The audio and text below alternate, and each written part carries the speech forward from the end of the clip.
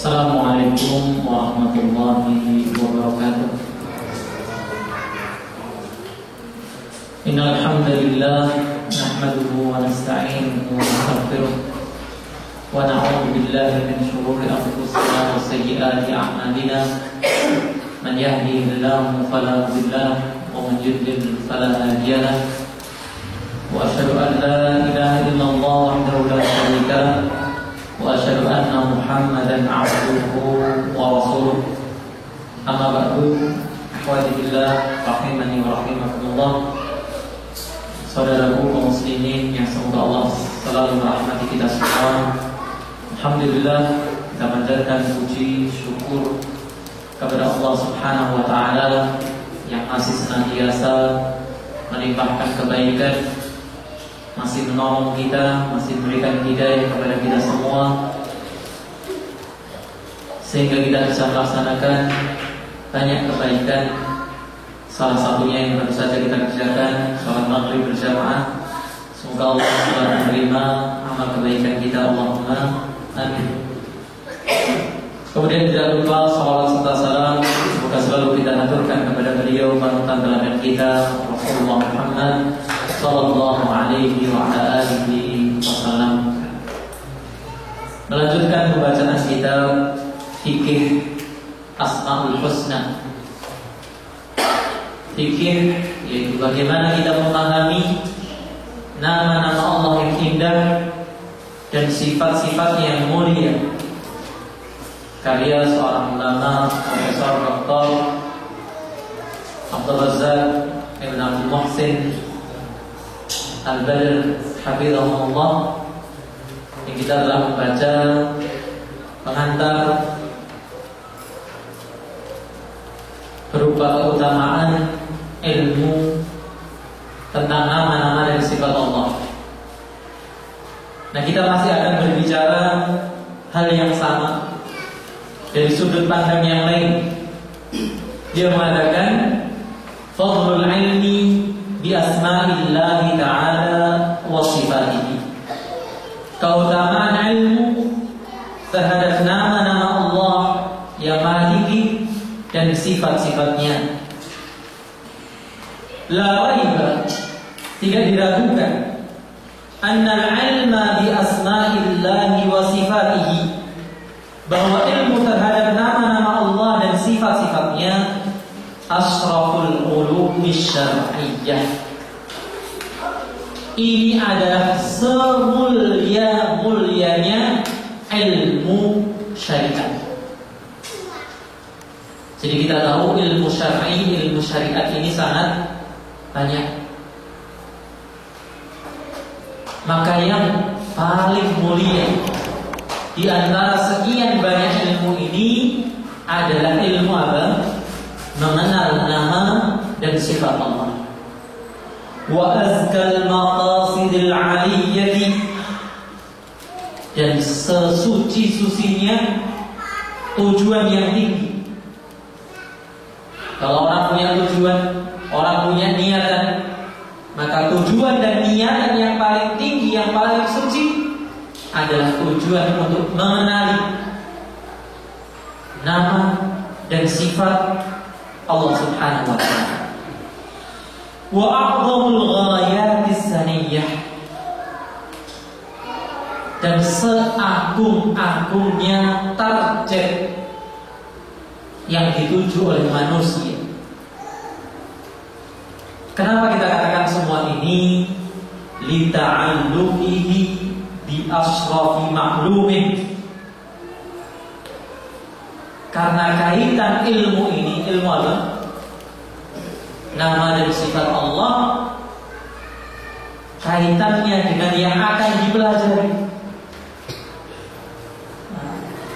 Dalam ungkapan ulama yang lain dikatakan asraful ulumi di asrafil ma'lum. Kemuliaan ilmu itu ditentukan dengan apa? Kemuliaan yang dipelajari.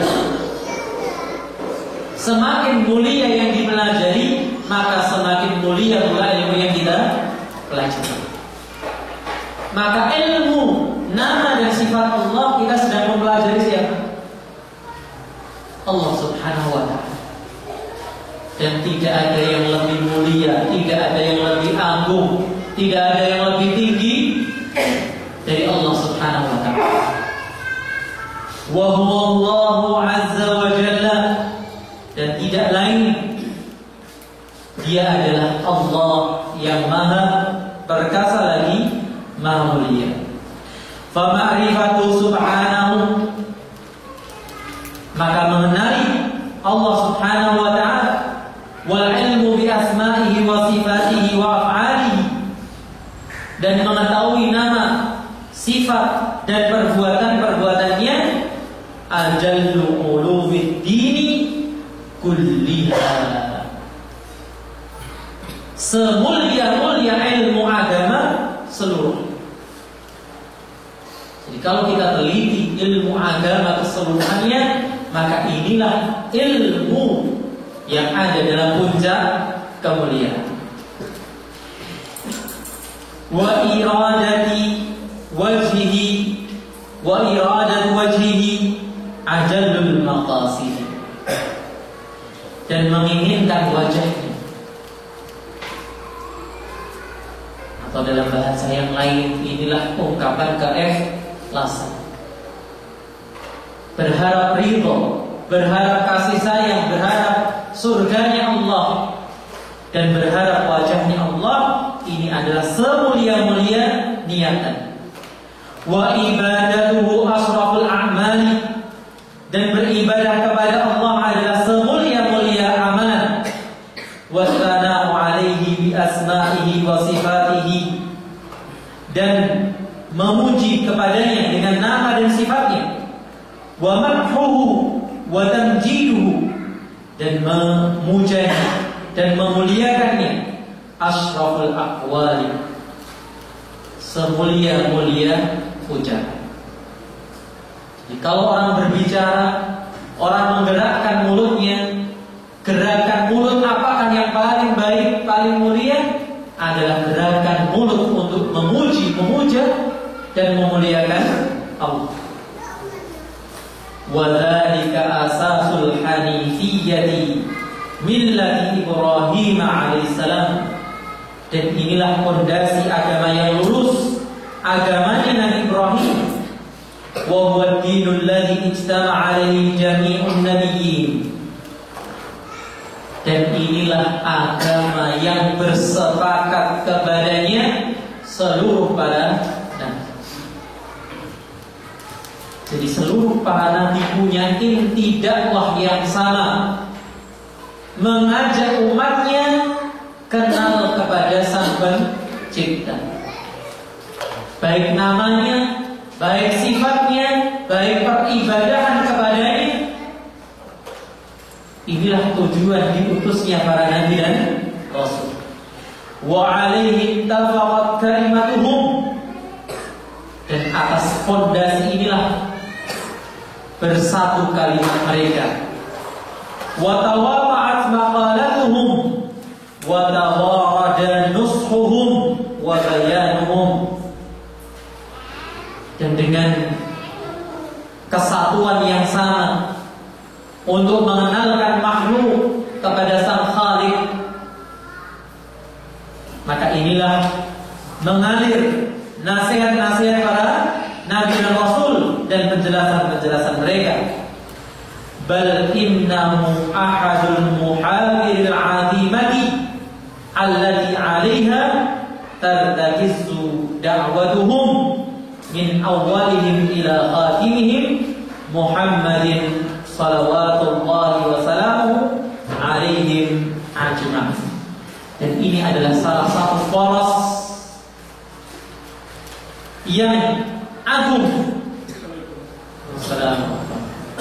yang para nabi dan rasul dari awal sampai akhirnya itu memberikan perhatian penuh kepada masalah ini. Ursilu bid-da'wati ila Allah azza wa jalla, mereka para nabi dan rasul diutus untuk berdakwah kepada Allah, wa bayan tariqil musil ilaihi, dan menjelaskan jalan mana yang menyampaikan para hamba ini agar sampai kepada Allah Subhanahu wa taala. Wa bayanu halil mad'uwina ba'da wusulihim ilaihi, dan menjelaskan kondisi orang-orang yang didakwai ini bagaimana setelah mereka sampai kepada tujuan. Jadi kita bisa simpulkan di sini ada 3 tugas utama para nabi dan rasul. Apa itu? Yang pertama, mengajak manusia kenal Allah. Kemudian yang kedua, menjelaskan caranya sampai kepada ridhonya Allah Subhanahu wa ta'ala. Yang ketiga, menjelaskan hasil. Kalau orang sudah kenal Allah dan mau menggapai ridhonya Allah, apa hasilnya? Itu yang dijelaskan oleh seluruh nabi dan rasul. Fahadhil qawaidul thalath daruriyatun fi kulli millatin ala lisani kulli rasulin. 3 pokok ini mengenalkan manusia kepada Allah, menjelaskan kepada manusia jalan menuju Allah, dan menjelaskan kepada mereka hasil yang akan dicapai kalau mereka mau berjalan menuju Allah Subhanahu wa ta'ala.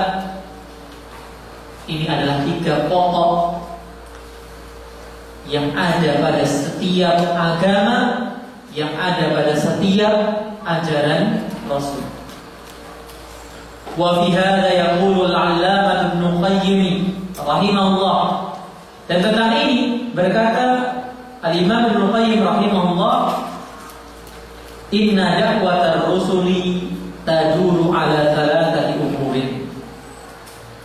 Al-Imam Ibnu Qayyim mengatakan bahwa dakwah para rasul itu berputar kepada 3 hal. Dakwahnya para rasul itu berputar pada 3 poros. Apa poros dakwah mereka? Yang kita sudah sebutkan tadi.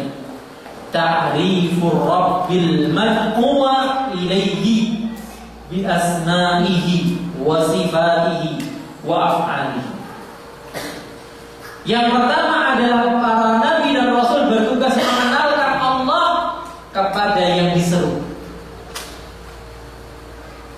kepada umatnya, kepada kaumnya, agar kaumnya mengenal Allah, baik namanya, sifatnya maupun perbuatan.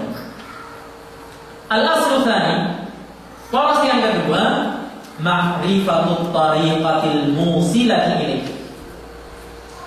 Kalau kita sudah kenal Allah, perlu kita tahu bagaimana jalannya sampai kepada Allah. Maksudnya sampai kepada Allah, sampai kepada ridhonya Allah, sampai kepada kasih sayangnya Allah, sampai kepada surganya Allah Subhanahu wa ta'ala. Wa hiya dzikruhu wa syukruhu wa ibadatuhu. Yang tidak lain jalan untuk sampai kepada Allah adalah dzikruhu, selalu mengingat Allah, wa syukruhu, selalu bersyukur kepada Allah, wa ibadatuhu. Jadi dzikir itu lisan, syukur itu lisan maupun hati, dan dibuktikan dengan apa? Ibadah yang berupa perbuatan. Allati tajma'u kamala hubbihi. Yang 3 hal ini, kalau orang ringan selalu menyebut Allah, mudah baginya bersyukur kepada Allah, dan gampang baginya beribadah kepada Allah, ini menunjukkan apa? Kamala hubbi. sempurnanya cinta dia kepada Allah. Ada pepatah mengatakan kullu ina'in bima fihi Allah. Setiap bejana akan memercikkan isi yang ada di dalam.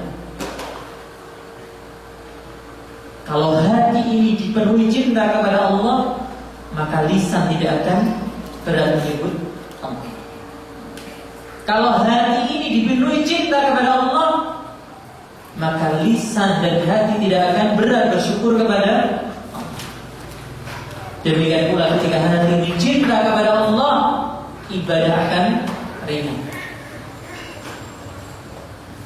Bagaimana kita rasakan kadang begitu ringannya kita bangun di saat orang lain masih terlelap, tapi di saat yang lain begitu beratnya kita harus melangkahkan kaki ke masjid. Apa yang mempengaruhi semua ini? Tadi isi hati kita. Di saat hati dipenuhi cinta, di saat hati dipenuhi oleh iman, maka akan memancarkan isi dari hati ini. Wa kamali wa kamala dhulli lahu. Dan ibadah menunjukkan terkumpulnya kesempurnaan, kerendahan kita, ketundukan kita kepada Allah Subhanahu wa ta'ala. Al-aslu tsani, poros yang ketiga, dakwahnya para nabi dan rasul, ta'rifuhum ma lahum ba'dal wusuli ilaih. Mengenalkan, menjelaskan kepada manusia ma lahum, apa yang menjadi hak mereka. Assalamualaikum. Ba'dal wusuli ilaih, setelah seorang mau berzikir, seorang mau bersyukur, seorang mau beribadah, ini adalah sebuah perjalanan panjang. Apa yang akan didapati di ujung jalan nanti? Maka ini tugasnya para nabi dan rasul, menjelaskan kepada umat bahwa mereka akan mendapatkan fidari karamatihi, di negeri yang penuh kemuliaan, minan na'im alladhi afdaluhu wa ajalluhu ridahu anhum,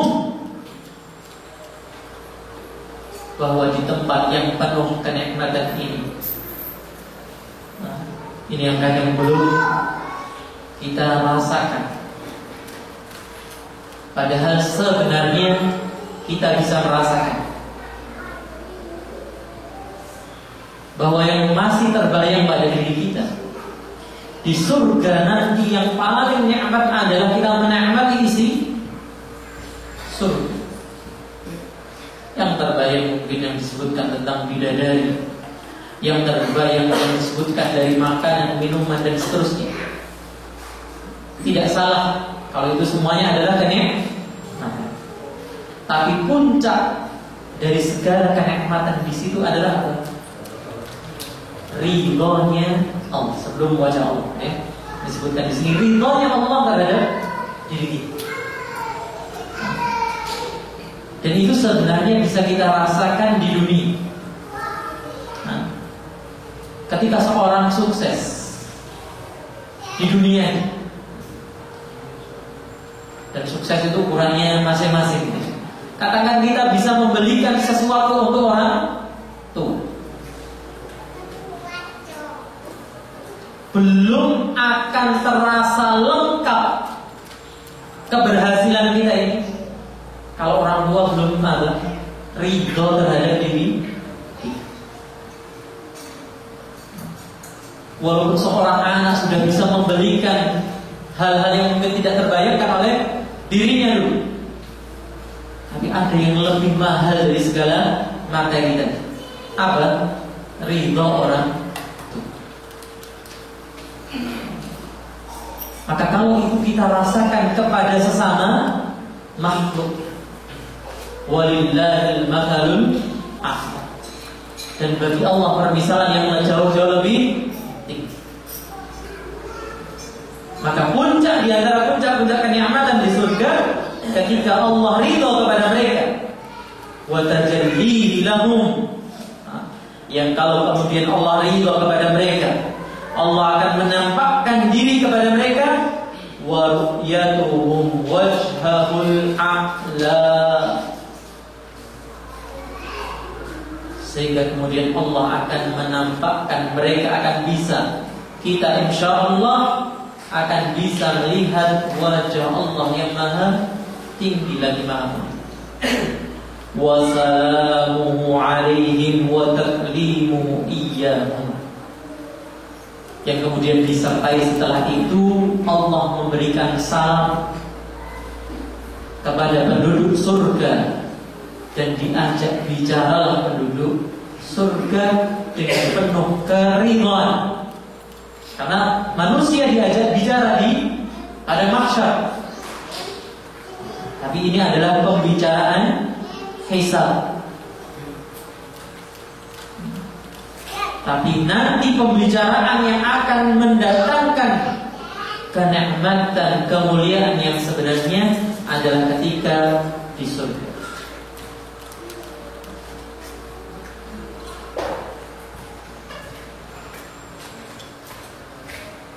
Wa qala fi sya'ni bayani khatimir rusuli sallallahu alaihi wasallam li hadzal matlab al-'azim.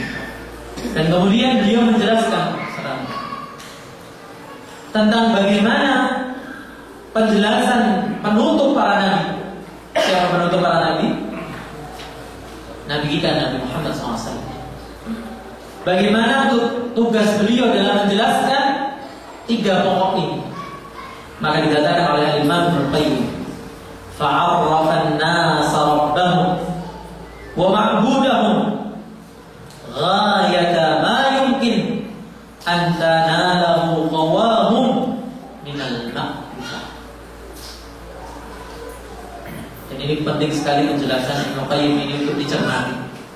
Apa kata beliau? Fa'arrafa an-nasa rabbahum, bahwa nabi kita Nabi Muhammad SAW telah mengenalkan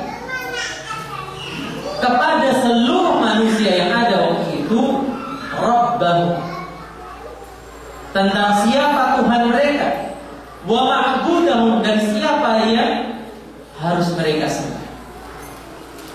Ghayata ma yumkinu an tanaluhum quwahum minal ma'rifah. Dan penjelasan Nabi kita Nabi Muhammad SAW telah sampai pada puncak kekuatan kita untuk memahami dalil. Jadi salah kalau ada anggapan sebagian kelompok kaum muslimin yang di kalangan para ulama disebut kelompok Mu'tazilah, yang mengatakan bahwa Nabi SAW hanya menjelaskan nama dan sifat secara global. Nah, tugas kita lah yang sekarang menggali dan menggali. Tidak.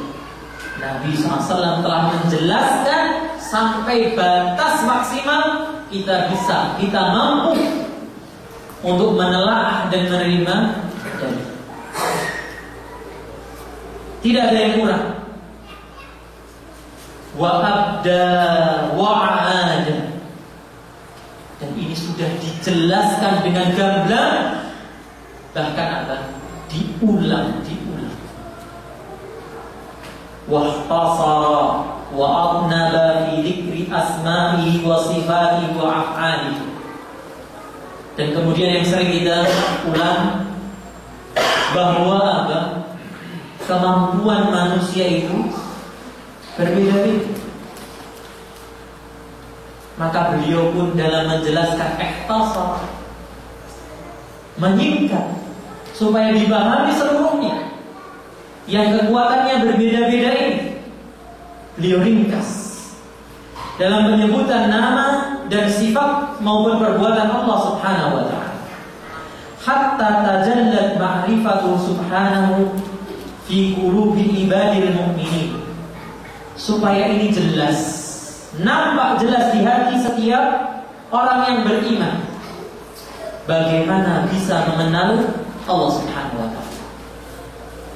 Maka tidak ada alasannya bagi seorang muslim yang berakal, seberapapun kualitas akalnya,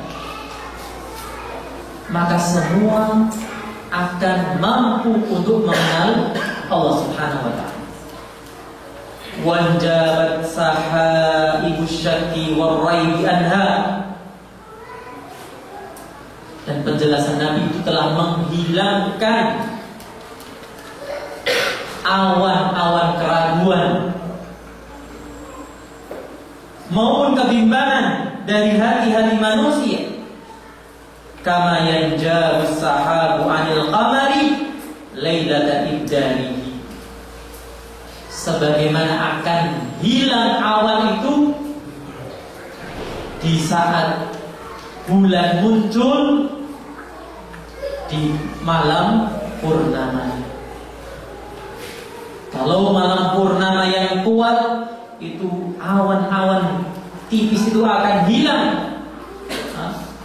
Karena begitu kuatnya cahaya rembulan.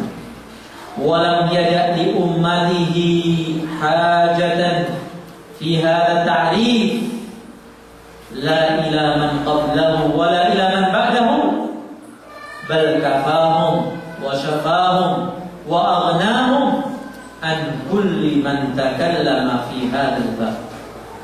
Bahkan tidaklah beliau meninggalkan untuk umatnya ini satu pun kebutuhan dalam mengenal Allah Subhanahu wa Ta'ala, baik orang sebelumnya ataupun orang setelahnya. Bahkan beliau telah memberikan sesuatu yang cukup, memberikan sesuatu yang akan memenuhi kesakitan-kesakitan yang ada dalam hati manusia, akan sembuh dan akan mencukupi segala kekurangan. An kulli man takallama fi hadzal bab.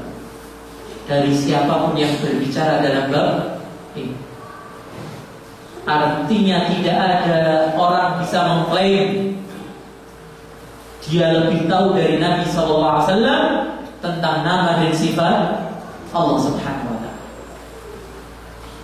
Allah mengatakan di dalam surat Al-Ankabut ayat 51, awalam yakfihim anna anzalna 'alaikal kitaba yusla 'alaihim.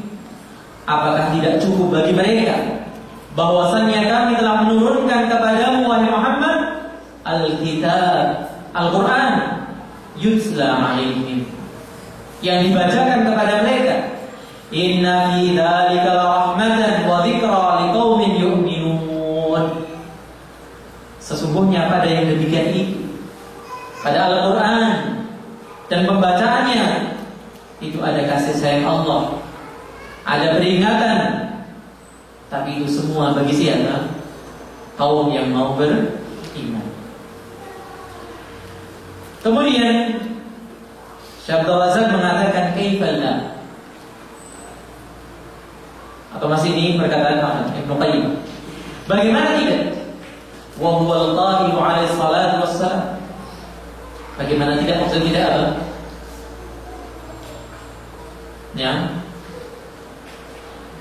antum hanyut nanti keasikan 12 ngantuk. Tidak apa maksudnya? Bagaimana tidak? Bagaimana tidak? Jelas. Bagaimana tidak gamblang penjelasan Rasulullah SAW. Wa huwal qahiru 'alaihi salatu wassalam. Dialah, beliaulah yang pernah mengatakan dalam hadis yang diriwayatkan oleh Imam Ahmad dan Ibnu Majah, qad taraktukum, sungguh aku telah meninggalkan kalian 'alal bayda, dalam sebuah ajaran yang jelas, yang digambarkan kejelasan itu dengan warna putih, jelas. Lailuha kanahariha, saking terang benderangnya ajaran Nabi itu, malamnya pun seterang siang harinya, la yazigu anha ba'di illa halikun, yang tidaklah berpaling setelahku kecuali dia akan binasa.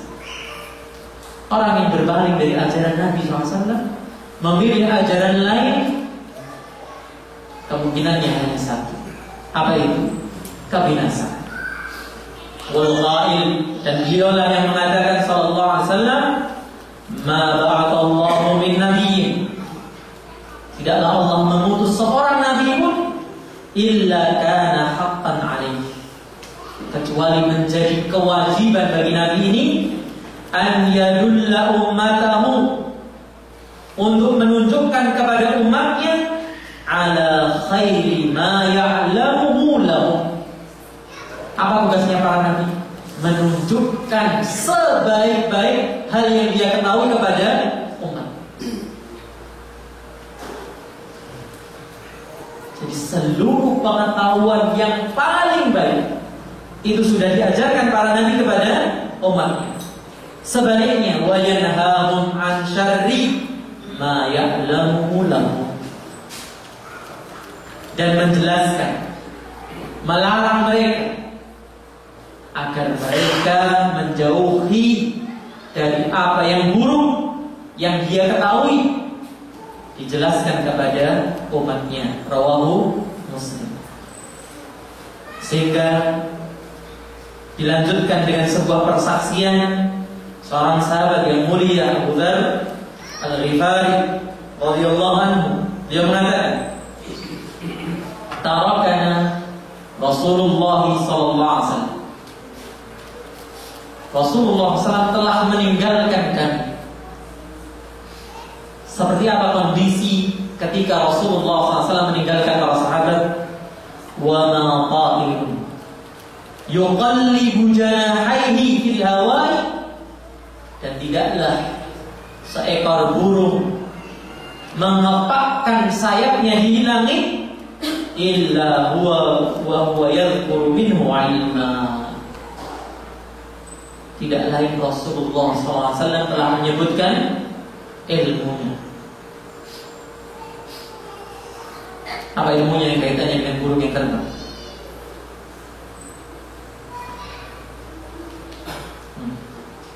Apa?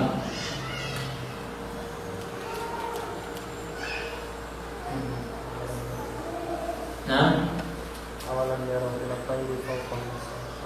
Nah, hadis yang ini juga tentang di dalam surat Tabarak.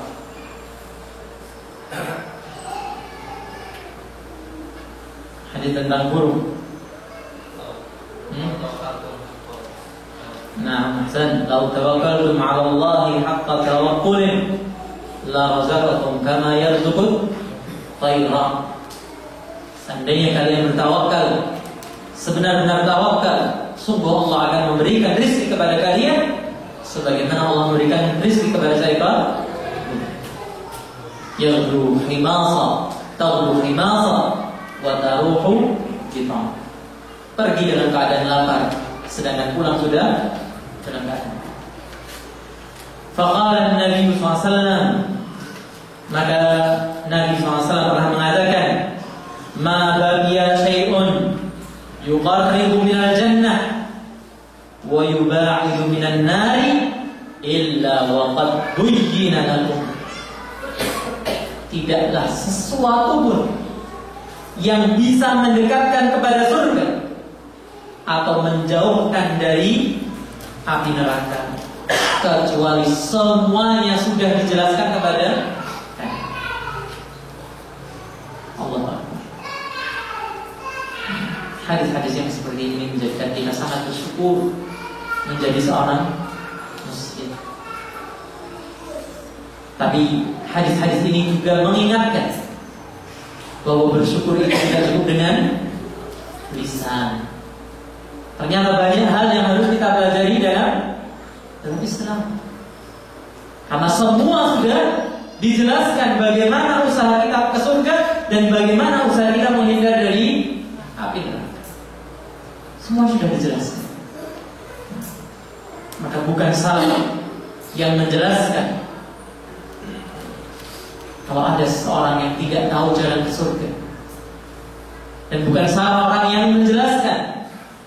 Kalau ada seseorang tersesat ke neraka, karena semuanya sudah dijelaskan. Faminal muhal, maka menjadi hal yang sangat mustahil an yakuna alaihi salatu wassalam qad 'allama al-ummata adab qada'il hajah, bahwa beliau telah mengajarkan kepada umat ini etika membuang hajat, wa adab at-ta'ami wasyarabi wad-dukhuli wal-khuruji wa tafsilin wafin bi tafsilin wafin. Demikian pula etika makan, minum, keluar, masuk dari setiap tempat yang kita kunjungi dengan rincian yang sangat lengkap. Wa tarakahum duna an yu'allimahum ma yaqulunahu bi alsinatihim wa ya'taqilunahu bi qulubihim fi rabbihim wa ma'budihim. Sementara ditinggalkan seperti yang saya katakan tadi, yang dikatakan orang Mu'tazilah, bahwa kita hanya dijelaskan tentang Allah secara safruba. Lawong kata orang Jawa itu. Etika masuk keluar WC saja dijelaskan secara rinci. Makan dijelaskan secara rinci.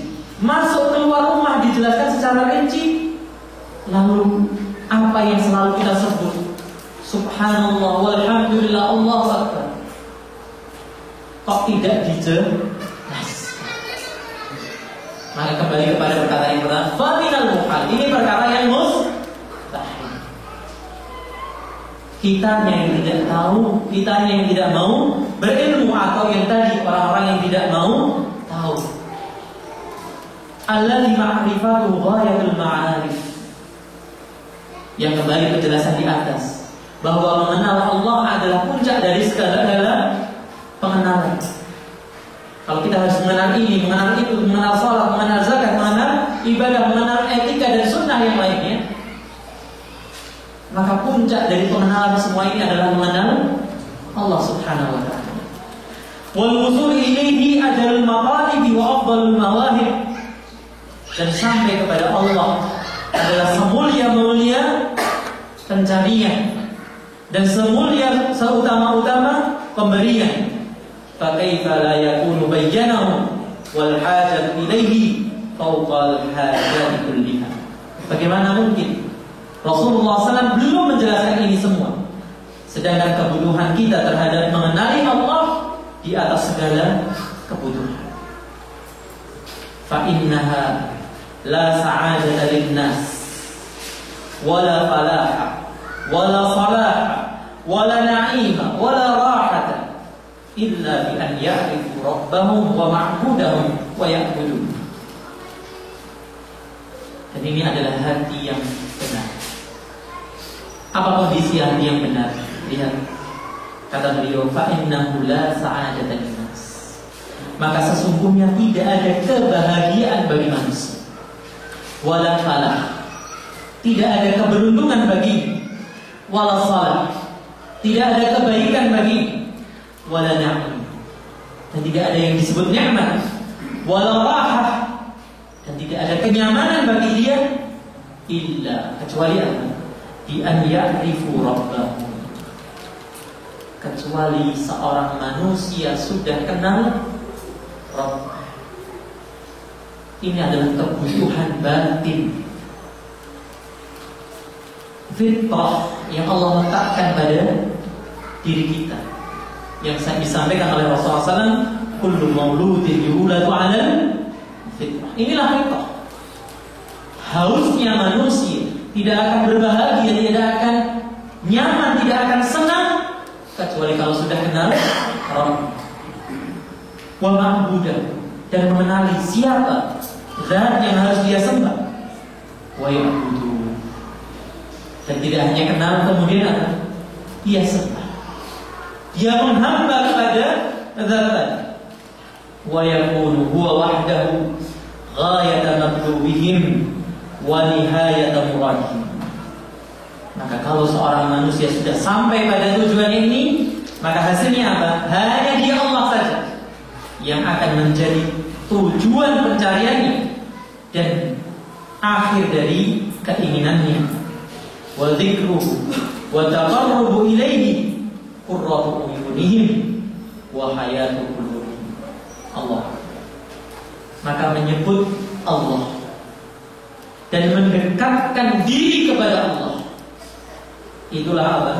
Qurratu uyunihim, penyejuk mata mereka, wa hayatu qulubihim, dan kehidupan hati mereka. Kapan itu akan dirasakan? Ketika mulut ini menyebut Allah, ketika tubuh ini mendekat kepada Allah Subhanahu. Famata faqadu dzalika kanu aswa halan minal an'ami bikathirin. Maka kapanpun seorang manusia kehilangan ini, dia tidak ingin mengenal Rabb, dia tidak ingin menghamba kepada Rabb, dia tidak ingin mendekat kepada Rabb, dia tidak ingin menyebut Rabb, maka kondisinya adalah seburuk-buruk kondisi yang lebih buruk daripada kondisi apa? Seekor hewan. Allah mengatakan dalam surat Al-Furqan ayat 44, "Inhum illa kal'an'am." Tidaklah mereka itu kecuali seperti hewan-hewan ternak. Bal hum adallu sabila. Bahkan mereka jalan yang lebih sesat. Wal a'yadu.